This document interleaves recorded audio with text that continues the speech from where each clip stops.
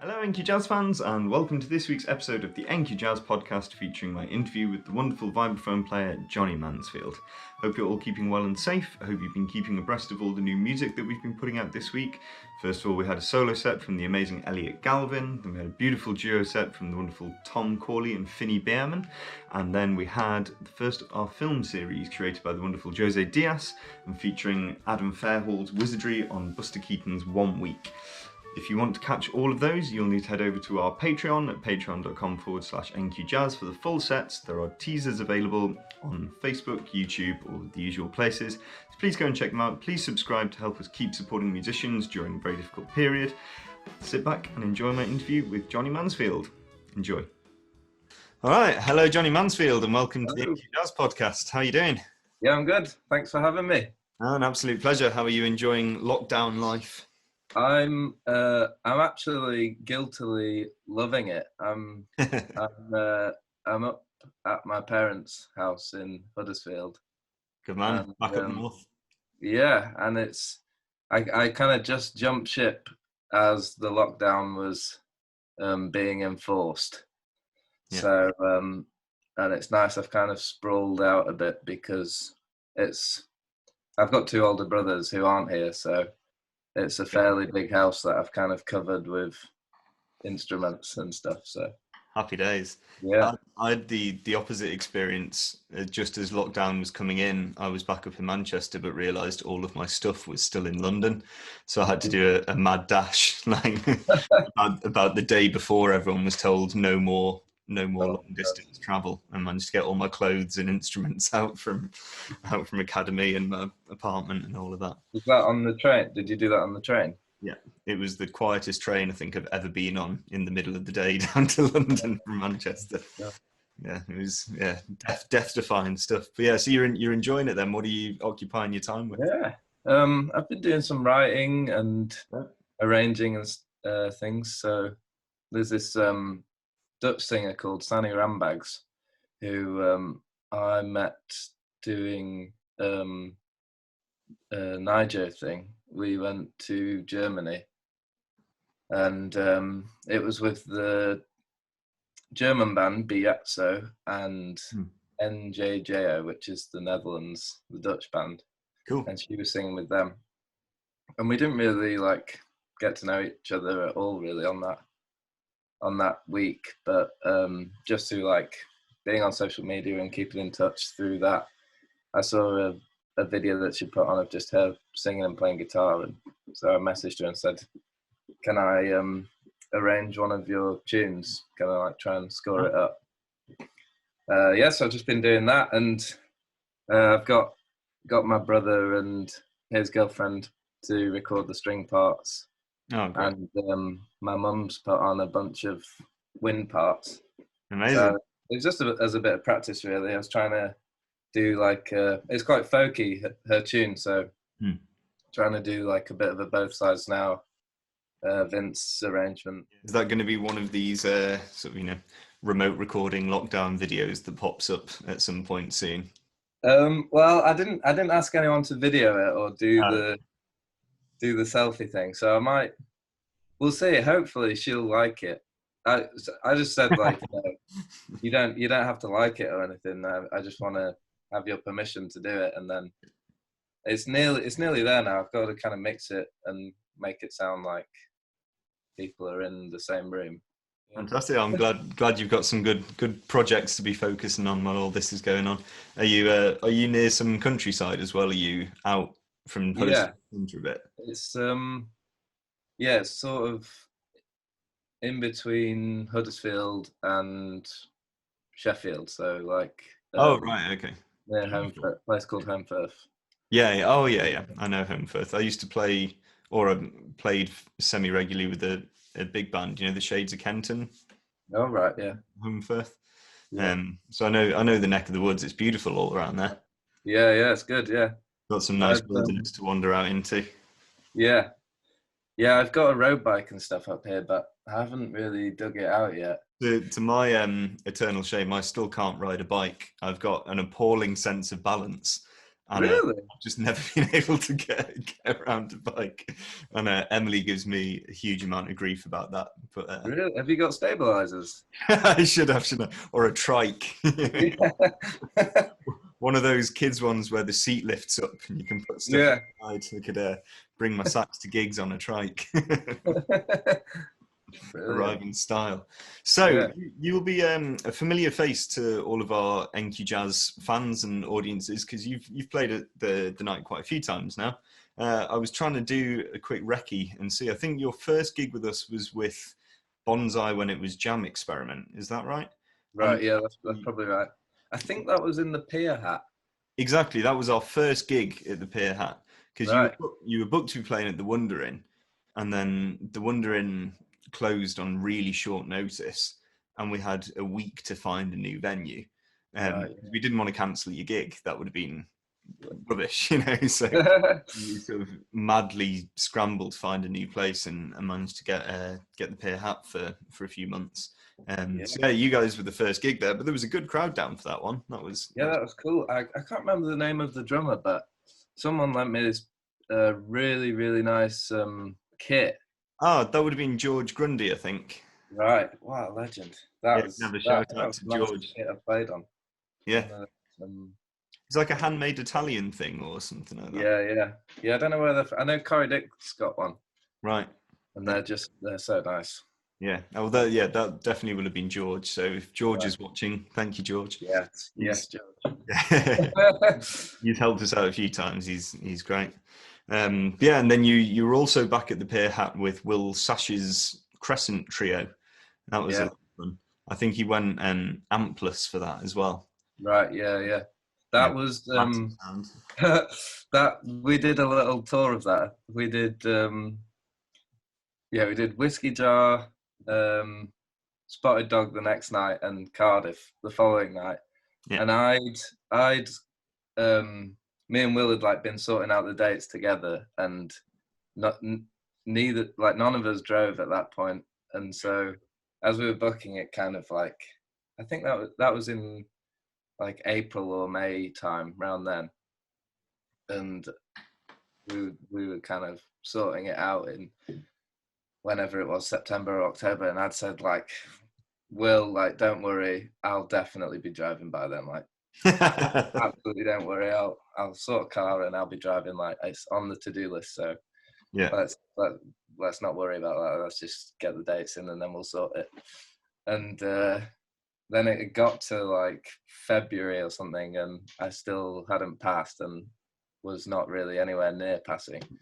And then it got to the point where I failed my first test and then had to like get an emergency one.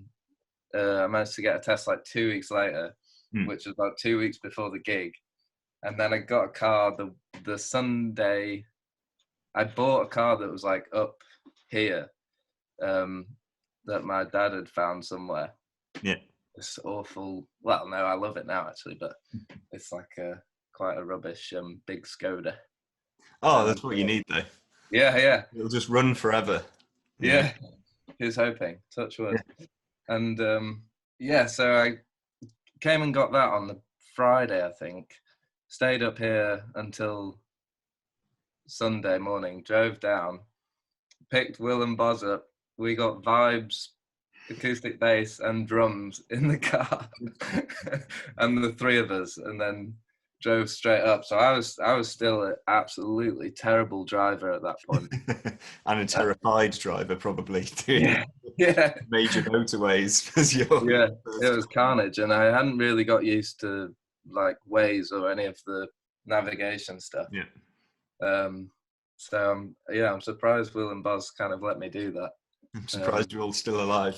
Yeah, exactly. Yeah, we had a similar thing. So when Emily had graduated, she got a job at a grammar school. There was about like half-hour drive away, but it was a nice job. So she got that, but we knew we'd need a car to get there.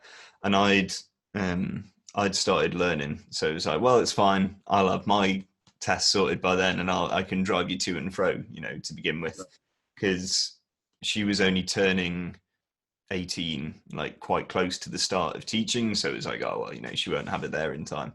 So I was ready, did my first test, and like it was all going really well. And then I just like stalled right in, like as we were coming back in or something, like totally stacked it. And then so I had another one. I was like, it's fine, you know, I'll get it this time. And I got like 14 minors for the same thing.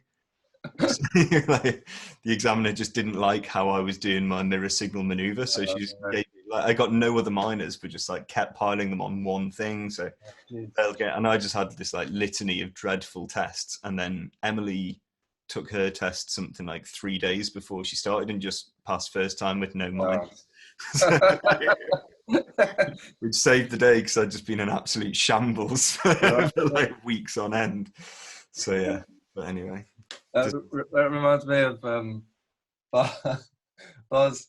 Buzz, he was doing Joe Hill's North Arc tour, which was down in, I think they did like the South Coast leg. So they did like Ashburton and then they did St Ives. And then I think that either the next day or 2 days later, Buzz and Will Sash had a gig in Glasgow with 3 Bop.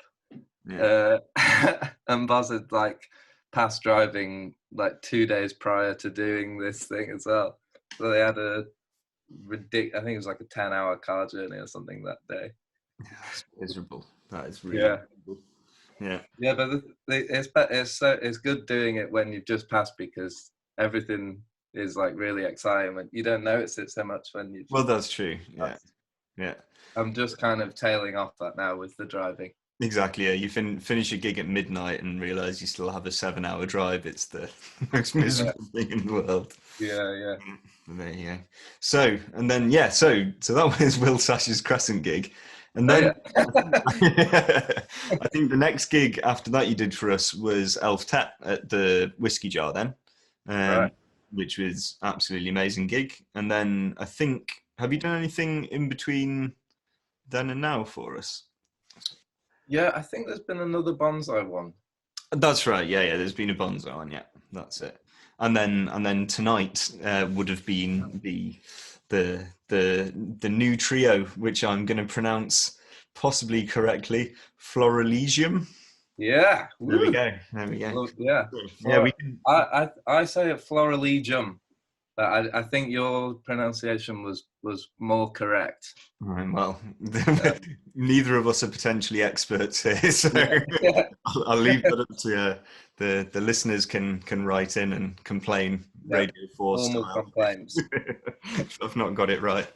But we'll have a bit more of a chat about the trio in a bit. One of the things I wanted to ask you first of all, obviously with Bonsai, formerly Jam Experiment, you're on kit. Is that the only project you still play drums in, or do you still get out and about on kit a bit more? Yeah. Bonsai is the only kind of legit thing that I play drums in. Yeah. And so, because you went to Chet's, obviously, before you went to Academy. For those people who don't know, Chet's is a music school in Manchester. And I presume you went there as maybe a more classical percussionist. At what point through that period did you transition across to doing jazz and decide that, vibes, marimba was sort of what you wanted to do, or, drums, because obviously, there's a varied path you can take as a percussionist. Well, I was like through and through classical, right up until going to Academy on the jazz course. In that I'd applied to do on a whim. Yeah, it was a bit. I didn't really. It's funny. At the time, I was like so sure that was what I wanted to do, and now looking back, I really had no clue. I was just happy to be anywhere doing anything really. Well, I still am a bit like that. So I was doing classical. I went to Chet's for year 10, so like the start of GCSEs, and was there for 4 years, and I was just like really into classical percussion, and did like National Youth Orchestra and all those sorts of things, and was doing marimba and things. And then Did you get Steve Berryified by any chance? Yeah, by default as a drummer, I did Steve Berry's classes, and I think it was kind of fairly early on in my first year that I was like, yeah, I'm gonna ask to do one of Steve Berry's classes on vibes. Mm. And I think that was probably due to Oren McLaughlin, who was there, and he was about probably 6 months old or something at that point. He was like nothing. And he was ridiculous at that point. So I thought, geez, I am not going to attempt to go full tilt at the drums. I'll let him have that one. And also Callum Lee was there in my first year, who's I don't really know what he's up to so much at the moment, but he I think he went to Trinity and did drums there, but he has this like producer. He goes under the name of Pale Man as a producer. Oh, okay. And I like a lot of that music that he's put out. But he was a ridiculous drummer as well then. And so then I was like, right, I'm gonna get into vibes because there seems to be a bit of a gap in the market here. And and then I kind of upped it to doing 2 of Steve Berry's classes on vibes and 1 doing drums. And then at the in parallel with that, I was also doing Les Chisnell's jazz theory classes, which I really, really got into, and that's probably what helped a lot. To start with, I didn't really so much like understand what I was doing from Steve Berry's classes. I was just there playing and doing a lot of it by ear, and I wasn't practicing jazz really in any structured way because I wasn't having any one-to-one lessons, and I just kind of get out the massive paper reel book and try and go through that, but without an idea of what was going on. I had Sophie Hastings, who's a ridiculous kit player, and she does like all the Latin percussion stuff there. She was really good teacher for that stuff, but there was no one that did like jazz vibes or kind of tuned percussion in a improvised setting. So and then I went on the National Youth Jazz Collective in the summer between upper 6th and first year college. Okay. And so at that point I was going to the academy to do classical percussion. And then, right, okay. You initially auditioned as a classical percussionist. Right, okay, So I was planning on doing that. And then I went on National Youth Jazz Collective and got put in a group with Nick Smart and Jim Hart. As sealed your fate from there. Yeah, pretty much. It's quite funny. So like at the beginning of the week, I was I'm just here like because I like it as a hobby and stuff. And then halfway through the week, I was like, I'm not really sure what I want to do now. And then by the end of the week, I was like, okay, let's do this. And so how did it work with switching the course? Was it quite an easy thing? Nick just worked some magic and you were all of a sudden on the jazz course, or did you have to re-audition? Or I think the week was sort of like the audition. Nick had said, all right, I think we can sort this if you want to do it, but have a think about what you want to do. So he'd given me like some time to think about it, and it was the day of the A-level results. So I phoned my parents and they were like, oh, how did you get on? And I was like, so I think I'm gonna go and do the jazz course. And they were like, what do you get in your A-levels? Like, oh, I don't know. And so do you still do any classical playing? Do you get any excuses, any opportunities to do it? I did one quite recently.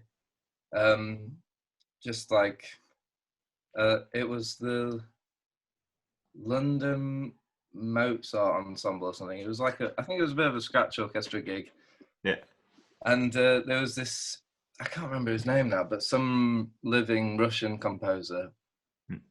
And they were playing some of his pieces, and there was a bit of a gnarly vibes part in it. So I think whoever I was depping for they'd said, get Jonny to do it because there's a vibes part.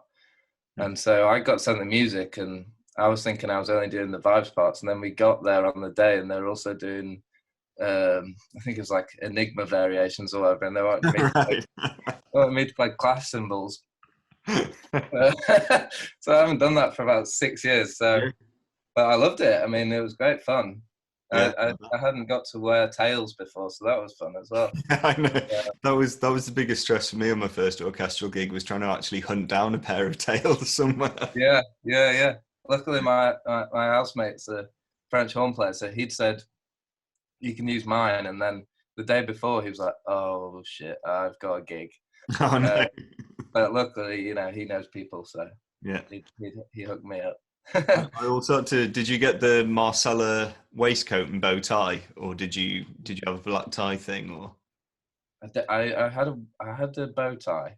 Because we had to have a Marcella bow tie, that like white fine threaded thing. Well, Right. yeah, lovely, but like, nowhere stocks them. Yeah. It's a specialist thing, and this was like possibly like the afternoon of the gig with like Sir Colin Davies conducting BBC Film and all this, and I was like running around Manchester trying to find a Marcella bow tie, and the only reason it sticks in my head is because I finally found this one really expensive tailors that did them, and they were such a sort of old established aristocratic type institution. They still hand wrote all of their receipts, and so my name on it is Kayhorn Matthews, Kayhorn. And like, obviously, I'm used to my name being mispronounced in many ways, but Kayhorn seems like so far removed from Kyron. So yeah. I'd take that as you should change like your Facebook name and stuff to Kayhorn. Kayhorn, yeah. So let's have a little chat about Elftet then. So if we cut to the end of your undergrad studies, you won the Kenny Wheeler Prize. So that no longer exists. I don't know if you know that. No, yeah. Had the last year of it, yeah, which is a big shame.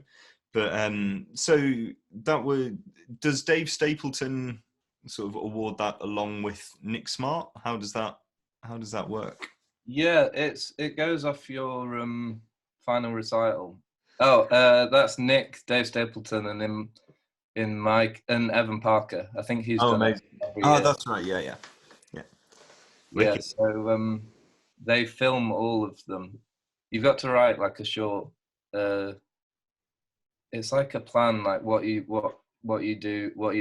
plan to do over the next 5 years, and how the award would affect you and stuff like that. So you write that, and then they film it, and then Nick, Dave, and Evan watch it back and make their decision. So I presume at that stage, had you already planned to? I presume. So first of all, for people who are watching and don't know, Elftet is your 11-piece ensemble. It's got quite an unorthodox lineup as far as jazz ensembles go, sort of like quasi-orchestral sort of lineup. What was the reason for picking that exact instrumentation? Was it people-led or sound-led, or? Yeah, it was definitely people-led. When Jim Davison started the postgrad course at Academy, we just like hit it off really well, and I think that sort of coincided with that Germany trip with Nigel as well. So we hung out a lot then, and he was like, "Oh man, you should totally do this." In like a very Jim way, like, "Oh man, yeah, you should totally do this. It's gonna be killing, man." And he was saying, do something with 4 horns, and yeah, and so I did that for my second year recital. Was the first thing that I'd written it for. So that had been brewing for quite a while at that point then. Yeah, so I started writing I think it was like I started writing for it in December of my first year, and then the gig into like just Nick and Tom Corley or someone. Gareth, I think, was there. That was in May, I think. So that was the first time that we played live, and yeah, definitely knew that I wanted Dom to be in it. Dom Ingham on violin, and then I was thinking, well, if it's a string quartet, which would be like slightly more conventional, like rhythm section, 4-horn string quartet, then that's pushing 12, 13 people. So I was like, maybe just two, just violin and cello, and I can try and make it work somehow with that. Yeah. And then I at that point I was kind of a bit anti-piano, because in my year it was me and Ollie on guitar and vibes, and I don't really know why, but I was definitely a bit anti-piano because, well, they're just getting in your way. yeah, exactly. They can play everything, can't they? So I was thinking, in that setting where I want it to be quite transparent and you hear all the different textures, if there's a piano playing all of it, then that's gonna dim it. I've kind of learned now that that's not the case, and that piano players aren't like that. Depends who you book. yeah. So that's how that came about, and then I knew I wanted Ella to be in it as well. That's Ella Honenford singing. Yeah. And playing a bit of flute as well, doesn't she? On Yeah, and also since it started, Dom he had like a RSI problem for a couple of years, and is kind of still dealing with it. But he from that he started singing while he's not been playing, and so that I've got that into Elftet as well now. So great. it's kind of two vocalists that are doubling. And George Millard is also playing a lot of bass clarinet as well. So between the bass clarinet and the flute, it sort of softens the gap between the strings and the brass in the front. Helps bridge the lack of a full string quartet. Yeah, definitely.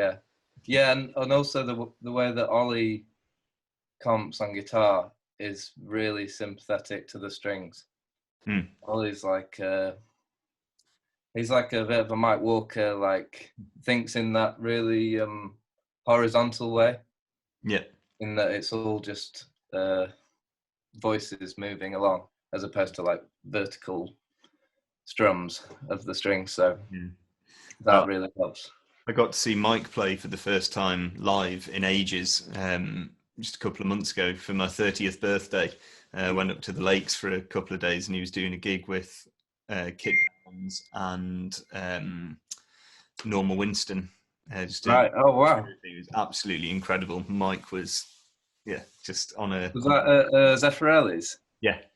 Brilliant. And it was great that then the following day I was supposed to be getting back down to London, and Kit had an album recording up in Scotland, maybe Seb Rochford, I think.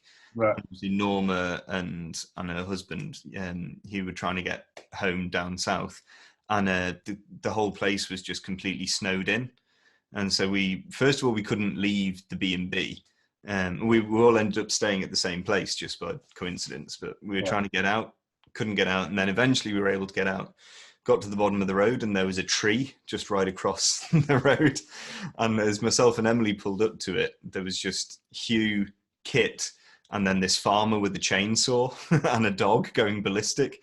And Hugh, Hugh must be, I don't know, don't want to put too old an age on him, but he's a pensioner, bless him, was like dragging bits of tree off the road, and Kit as well, and it was pelting down with snow, and so I got stuck in, and we were just dragging this tree out of the road. It was so surreal. And all the while the dog was just going ballistic about the chainsaw. Crikey. Such a surreal morning. Yeah, so Elftet, then you won the Kenny Wheeler Prize. So and then I presume at that stage you already had the tour planned for the back end of that year. Yeah, so I'd recorded the album before winning the Kenny Wheeler Prize. Oh, okay. That hadn't happened before, but Yeah, it was a bit touch and go whether I'd be allowed to apply for it. Right. But in the end, they let me, which was really great, because usually it's that you get awarded the prize and then you record whatever you awarded the prize on. So this was a bit backwards. Yeah, I imagine if anything, it probably meant that the release was delayed a bit. Yeah, it was. Yeah, so I'd initially intended for the release to be with the tour in September 2018. But yeah, it meant that it had to be pushed back to the June just gone. Yeah, that's it. Yeah, it seems funny to think that it only came out last year because the music's been around everywhere for so long. You know? Yeah, I know. Yeah, I listen to it now and think, God, this was, I mean, 3 years ago now. So, yeah, Alex Weston King just put a clip on the other day of him learning Chris Potter's blow on Eminem, and yeah, I was like, oh wow, it really hit me as like a memory rather than something that's just out. Yeah, absolutely. It feels like a perfect time to take a listen. So you've picked out an Elftet track for us. Tell us a little bit about what we're about to hear. Yeah, so this recording is from the last night of the tour in 2018. So we did a 11-day run back to back. So we're all a bit kind of sweaty and horrible feeling on this gig, but that I like. So Will Harris, who lives in Bristol, he was like, "Oh, there's a guy who's really good with cameras and can come down and film it." And I was thinking, yeah, this is a great opportunity. Let's do that. And so, yeah, we got it filmed, and the energy on it, and everyone's like really kind of as off the page as you could be with it, and just like such a great vibe that tour. It really kind of, it feels like a very focused snapshot of what that tour felt like, this video. So I'm really happy that we did it. Brilliant. And what track's this? This is Tim Smoth's Big Day Out, or like a little segment from it. It's a hour-long suite I wrote for Tom Smith, hence the Spoonerism title. Great. So yeah, I don't think this bit actually features any of Tom, but the rest of the piece really features Tom a lot. Fantastic. Well, enjoy.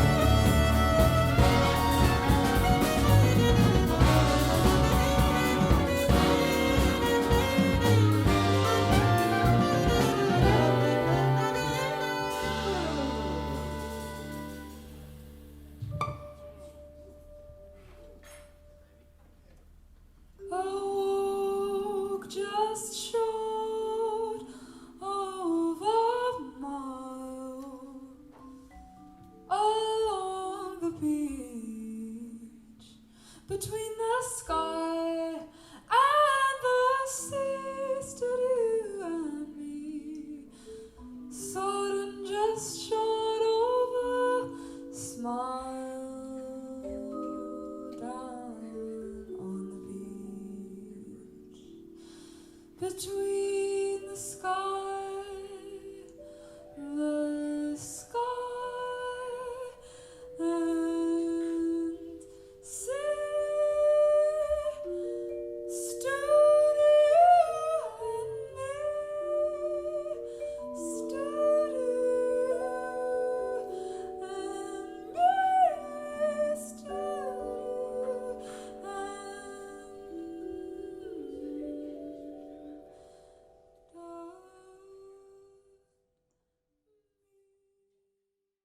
Great. So that was Tim Smoth's Big Day Out, or a portion of, sounding absolutely beautiful. Wanted to ask you a bit about your influences writing for large ensemble. In bits of your writing, I definitely think I can hear a lot of Vince Mendoza sort of sound going on. Is that correct? And Yep. who else? And when you said about writing for this, like you're saying earlier, even just having two strings to write for as a pair rather than a quartet throws up all sorts of arranging issues that you'll have had to have navigated your way through. How did you approach the whole thing of writing for an unorthodox lineup? Whose music were you drawing upon for that? And I presume you had some Pete Churchill assistance at the very beginning?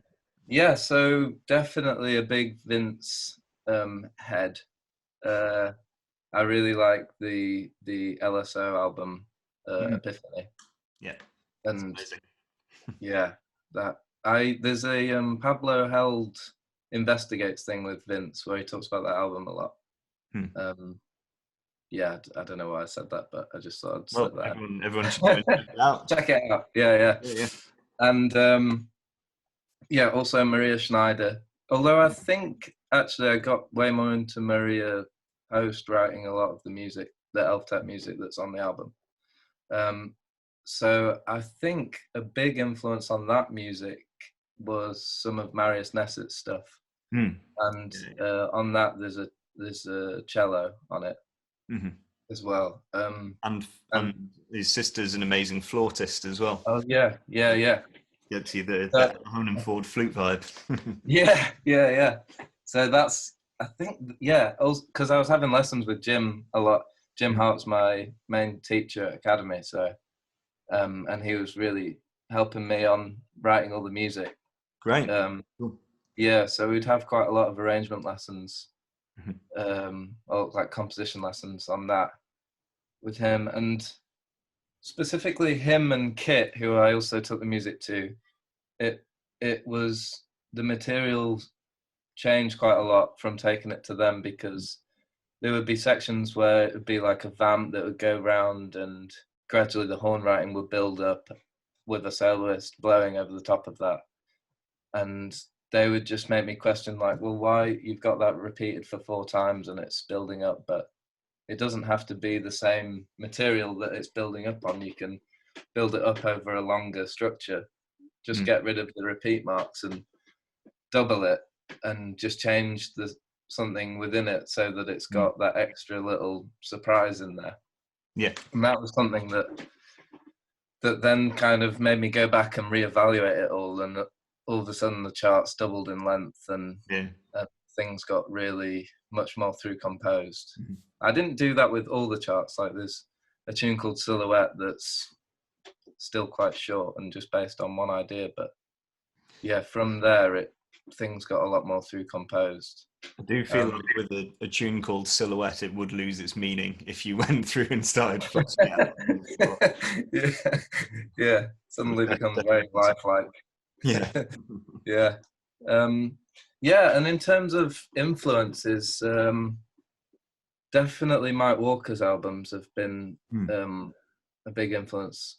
Like the Madhouse and the whole thing there, that's amazing. I kind of pictured that as an Elftet. I think you could, even though it's bigger and it's a full string section and stuff, you could kind of, I could imagine that on an coming from a Elftet sized band. I know. So, I think a lot of it was that it was actually much bigger forces that I was trying to imagine Mhm. as this more compact thing. Yeah, a group that's still able to actually tour, but can tap into that sound world. Yeah, definitely. Funnily enough, touring wasn't in, when I formed it, it wasn't in my head at all, because I was in second year, so I didn't really have my head in like doing gigs or recording or how any of that worked at all. I was just kind of thinking about getting my mates in the same room That's it. and playing this arrangement through that.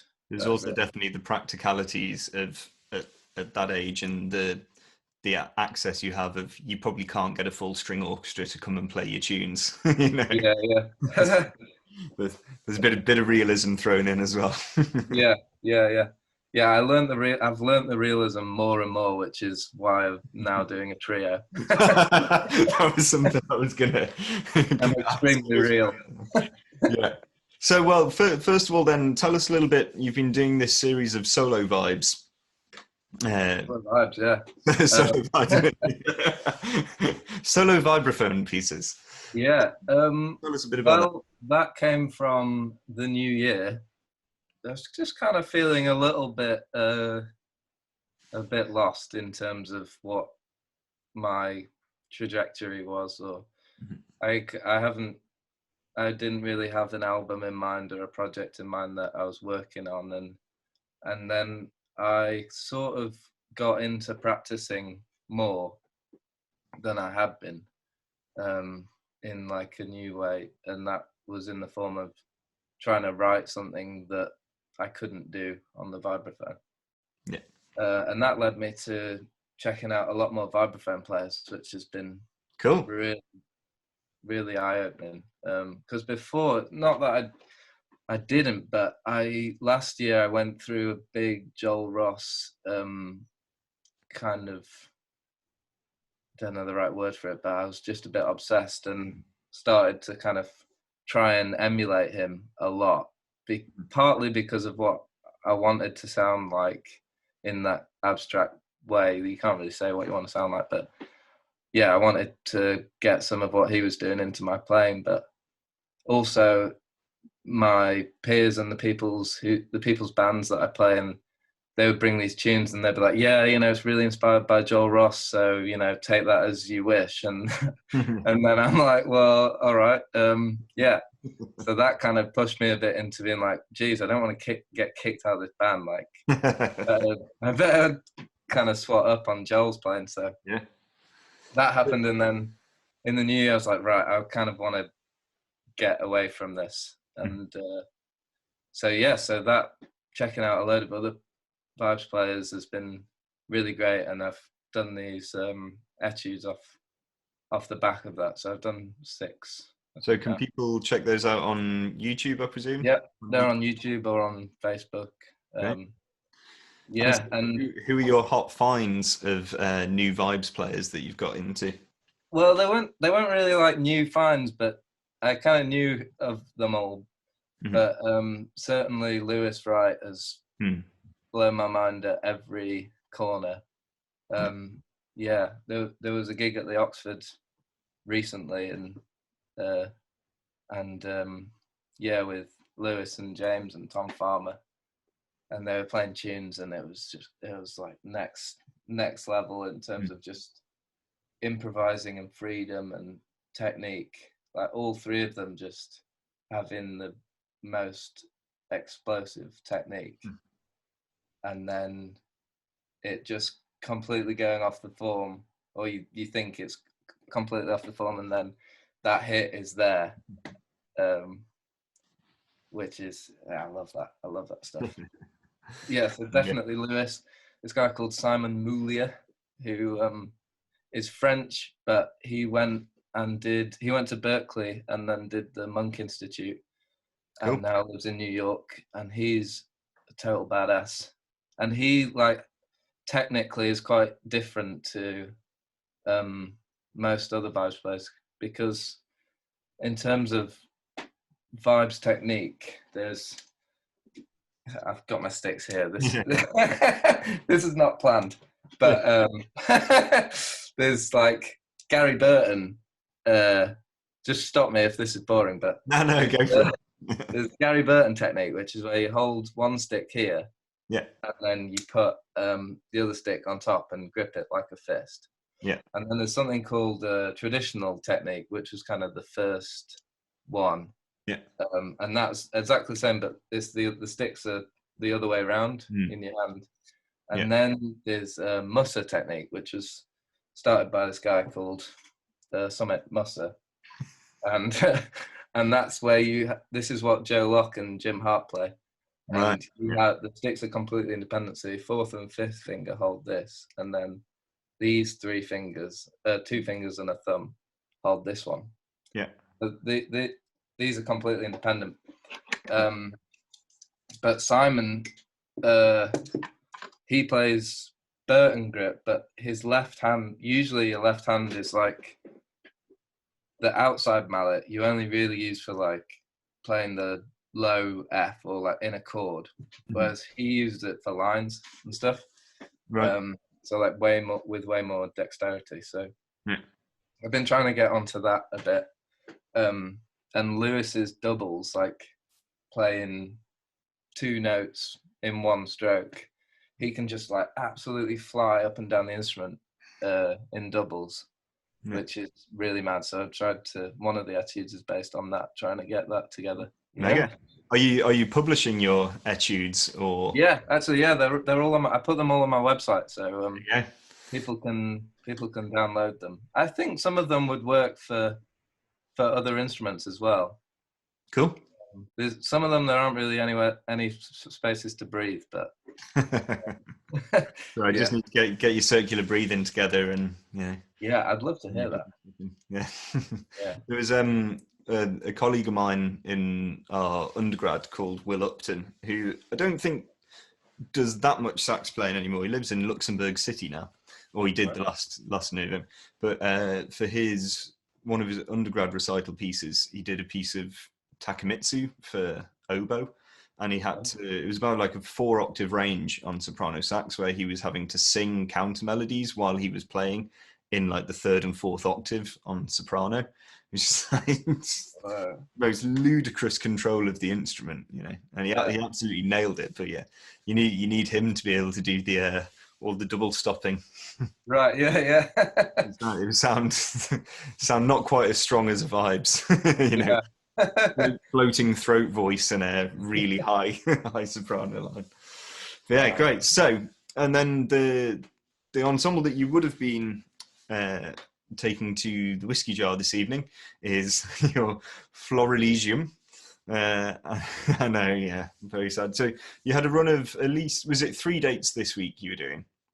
Yeah, we were doing kind of a carbon copy of what Crescent did last year. So yeah, Whiskey Jar, Spotted Dog, and then Flute and Tankard in Cardiff.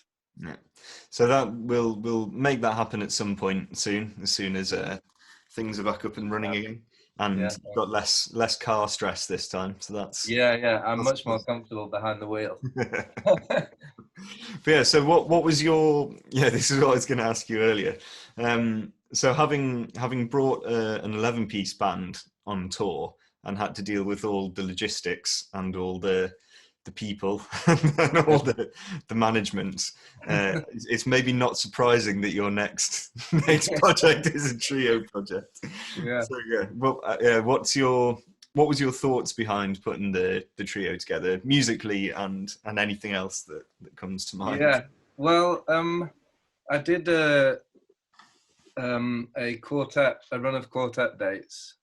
We did this Nottingham Jazz Steps library tour. Yeah. Which was so much fun. We got an Airbnb in Nottingham, and that was with Will Barry, Will Harris, and Boz Martin Jones. Right. And we'd been playing. I just kind of put a couple of rehearsals together for that, and I'd written some music, and we've done like a couple of Ronnie's early shows and I think a late show, and I just wanted to do some more gigs in London initially, just play at the places. Like I really wanted to do a Conceller gig, and just try sort of get into that scene a bit more of like original-ish music, but just with those people. I just wanted to be around those people more, and Yeah. George Crowley and Alice Leggett, just like all those legends.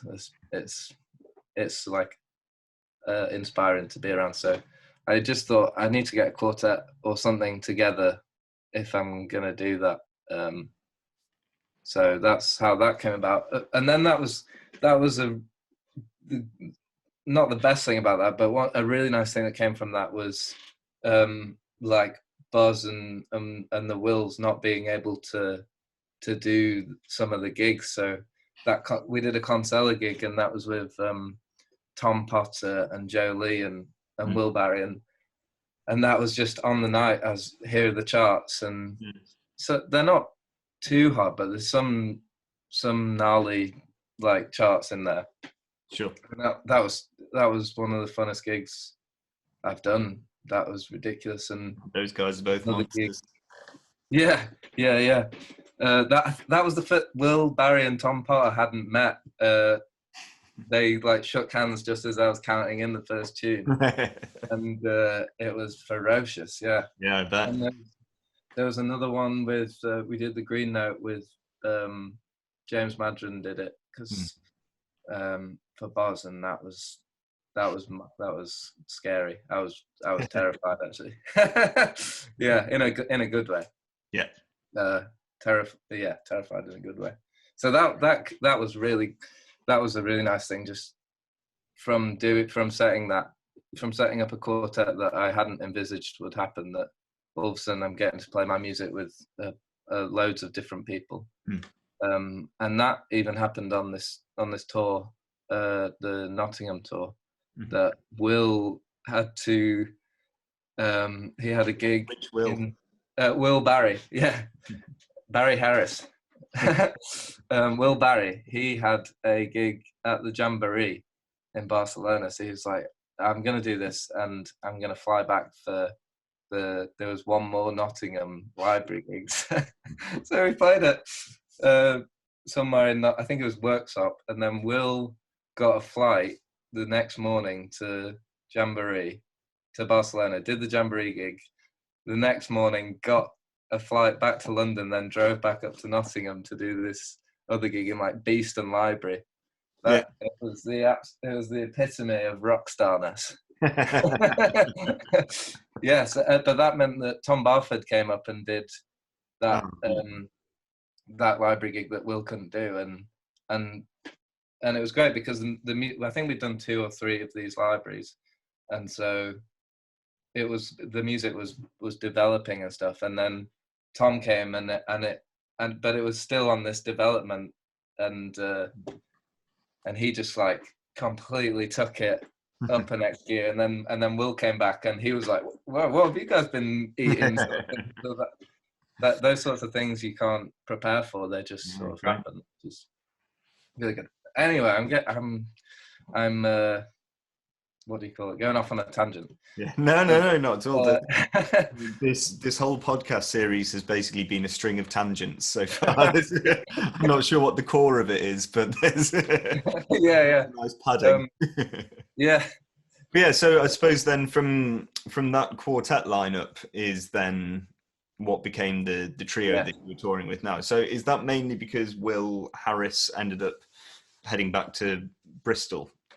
No, me and Will Barry had no, we hadn't really. I think once Will had said, I'd love to get some sort of organ set up, or like not necessarily organ, but like a synth setup going. And I was thinking, oh yeah, I'd like that. And me and Noah Stoneman and Luca Caruso had been playing a bit as well, and I was really enjoying that that lineup of like an organ and drums and vibes, because the vibes can comp for the organ that you don't get in like a guitar trio. Yeah, so I was like, I really like this, and then I booked this tour for the quartet off the back of the Nottingham thing. I was like, I really want to get some more dates in for this quartet. And then just like purely financially and logistically, I couldn't make it work for a quartet. So I was thinking, this is a perfect opportunity to do this trio with Will playing hands everywhere. When I was reading up on the stuff you're doing with this trio, it's mostly more arrangements than originals. Is that the case? Yeah. What inspired that? Can't remember what inspired that. There was a day where it all just sort of seemed to come into focus, but now I can't remember what the focus was.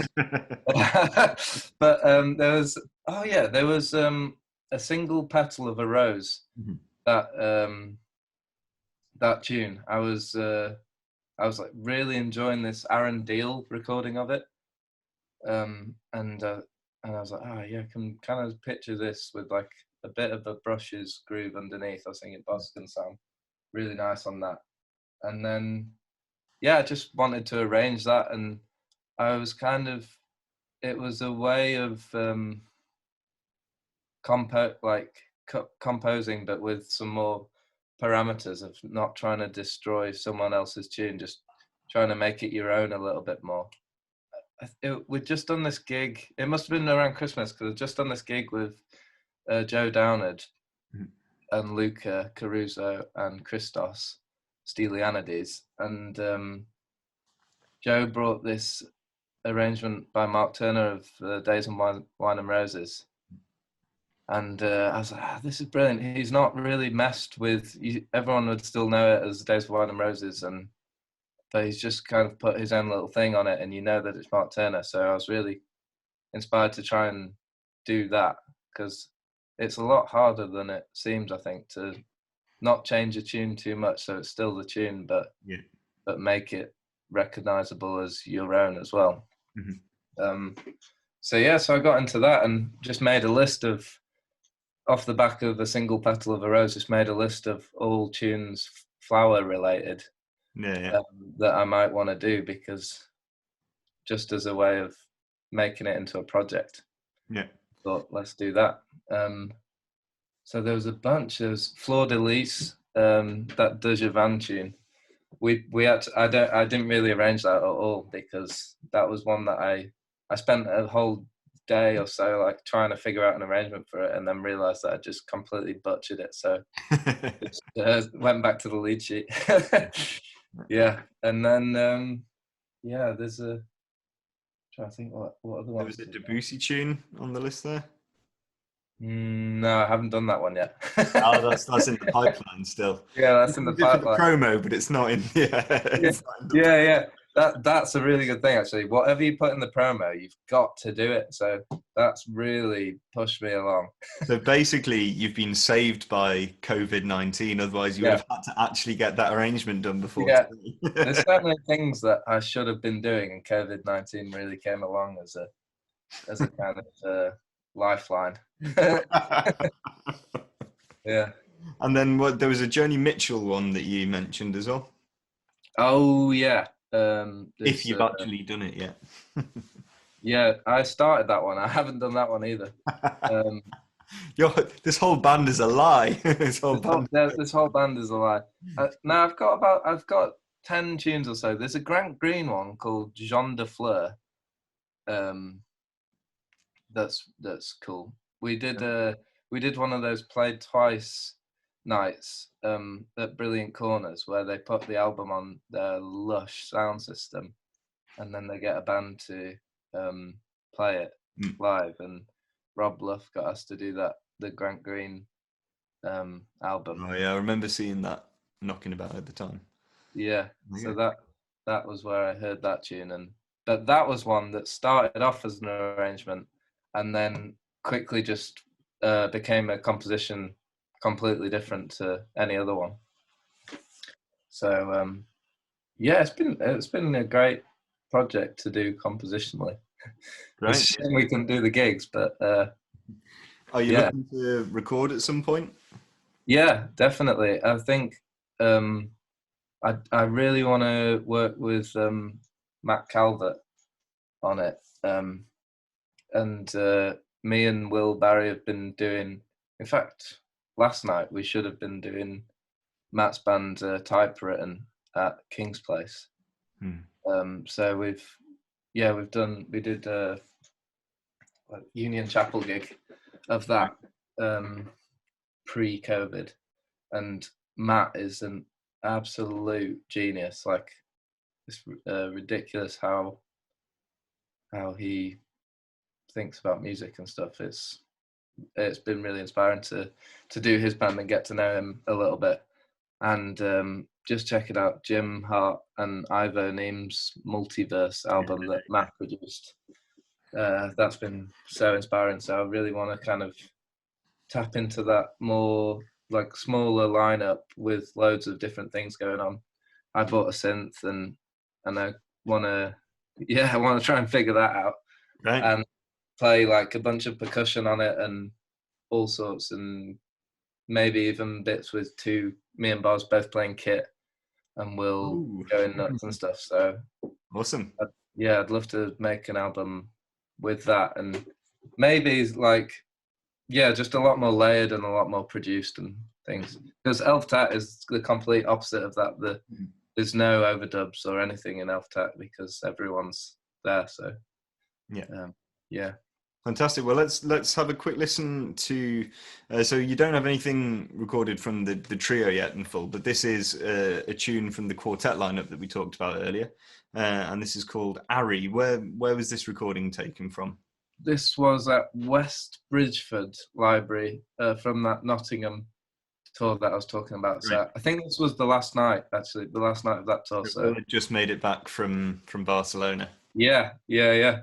Fantastic. Yeah, Will's just flown in. Amazing. Yeah, and this tour was great for that thing that I was talking about with Lewis's trio. I felt we were really striving to get to that point of there's the written material, but we're aiming to be comfortable going off it as well. And I was happy to listen back to this little.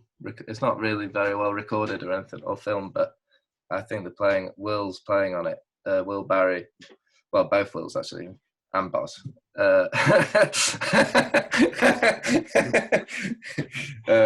Is like absolutely steaming on it. So yeah. Amazing. So this is Ari. Enjoy.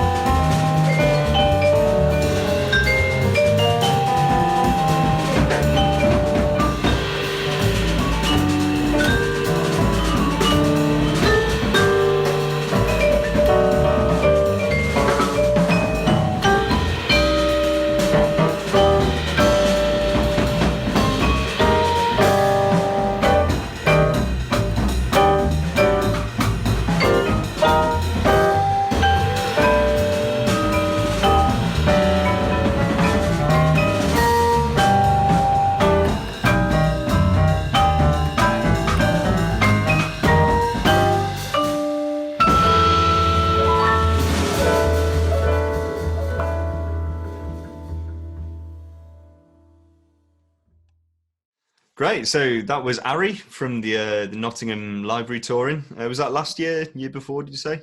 Yeah, last year. Yeah. Last year. Mega. Great. So what has the future got in store? What's the next things happening with Elftet? We're doing putting together like a quarantine video, absolutely a classic quarantine video of 11 people's a really awkward number to fit in the tiles on the screen. You're gonna have to have some stretched people in the middle. Yeah, well, I am. It's going to be like Elftet plus friends, Okay. and by friends, I'm sort of meaning family. There's quite a lot of like I've put in some. My mum plays the oboe, Cool. so there's an oboe part in there and a cor anglais part that she's done, and put Mega. a bass trombone part in for my dad, and my brother Chris, he plays the cello. So there's some. I think there's 6 string parts instead of 5, and Amazing. a bunch more vocals, and then it's kind of like a mini big band. There's 3 trumpets, 4 trombones with bass trombone, and then the sax section. But Tom Smith and Georgia, they're going to be doubling saxes and clarinets. So some bits it's a bit more wind ensemble, and some bits it's like big band. This sounds like it's finally getting to the massive orchestral stage that we were talking about before. Yeah, it is a bit. It's pretty massive, the score. So I'm hoping I can line it all up and make it sound legit with my limited Logic experience. Amazing. So is this a completely newly written tune, or is it something that's already part of the? No, it's one that didn't make it onto the Elftet album, and I'm a bit gutted about that because I really like the tune. It's called Present, and it's one that we've played from the very beginning. And I'm not really sure what we ran out of time, but it was like a calculated running out of time. I knew that when we went to the studio that I'd taken too much music, so we didn't do that one. And so I'm well excited because there's going to be 4 drums on it. Sadly, Boz doesn't have any recording stuff at his place, so I've asked Luke Tomlinson and Luca Caruso and Tom Potter and Felix Ambach. Burning quartet of drummers. Yeah, so there's going to be some drum trading on that for those guys to get a bit chewy. Yeah, and I can't wait. So I'm just kind of waiting for all those for everyone's parts to just trickle in now. It's quite nice because I've been doing Finney Bierman's songwriting live streams. I've been tuning into them. Right. I've got into a bit of a schedule this past week. Like, get up, I do this Joe Wicks little exercise class with my mum, which is usually more funny than exercise. Just kind of like laughing at each other. And then I have a quick shower, and then I do Finney's songwriting class. Great. And then that's kind of it. That sets me up for the day. It's kind of like 11:30 by then, and then we're pretty much done with the day by then. But alongside that, now I'm just sort of waiting for people's recordings to trickle in so I can put them in Logic and line it all up and stuff. So great. Yeah, that's really fun. Brilliant. So everyone keep their eyes peeled for that, popping up on YouTube and social media and all the rest of it. Are there any plans for a second Elftet album? I'm in the process of sorting out a PRS application for like one of the Momentum funds or one of them, to try and get some funding to record this Simon Armitage suite that I wrote. We got commissioned to do it for Marsden Jazz Festival last year. Great. And it sets 5 Simon Armitage poems. He's now the poet laureate. Yeah, I've wanted to get that recorded for ages because it's really different to the Elftet album. In that it's kind of written for everyone at where they are now, as opposed to written for everyone where they were in my second year or whenever I wrote that. So that's really cool. And Ella on on singing the poems, and there's quite a bit of narration of them and stuff. She's just unbelievable at all that stuff. So I really want to get that out to get her recorded on that. Amazing. So trying to get that down. So hopefully that might be the back end of this year if things go well. Hopefully. Yeah. Hopefully. Yeah. Amazing. And then trio album at some point as well, when that can all happen. Yeah. Amazing. Lots of exciting things coming up. That's great. Yeah. And it's fortunate that you dropped Finny Behrman into that, because she has just recorded a duo set for us that came out on Friday for Enki Jazz with Tom Corley, so people should go and check that out, and also check out her songwriting series. And obviously we've been chatting a good bit about Will Barry, and he's doing one for us this Friday coming up with Tom Ollendorf. So that's going to be a burning duo. So everyone obviously needs to go and check out the Enki Jazz Patreon page so that they can go and go and hear the full sets and all that. So to round things up, what is your advice to everyone for lockdown? What should people do with their time, and how to stay sane and all that? Staying sane, I can highly recommend all things Bob Mortimer for staying sane. He's that's like such a self-contradictory sentence. Yeah. Recommending Bob Mortimer to stay sane. Yeah, he is definitely clinically insane, but he makes me feel quite sane. Right. So I've been listening to a bit of his Atletico Mints podcast, and his train guy videos on Instagram are very hilarious. So definitely recommend that, and definitely recommend Finny's songwriting class. I don't know if you can see them once they've been, because they're live, but hopefully she's got them somewhere, because they're absolute gold dust. It's completely opened my eyes to writing lyrics and amazing songs. Yeah. I definitely need to check it out. When is she doing the live streams? When can people? She does them at 10 a.m. on weekdays, or she has done for this past week. So she's done 5 so far. Yeah. We definitely need to get on board with that. Amazing. Well, Jonny, what a pleasure. Thanks for coming on the podcast, and we hope to catch you again in the flesh up at the Whiskey Jar when things reopen and we're all able to come and enjoy music again. Yeah, that'll be great. I'm really looking forward to that.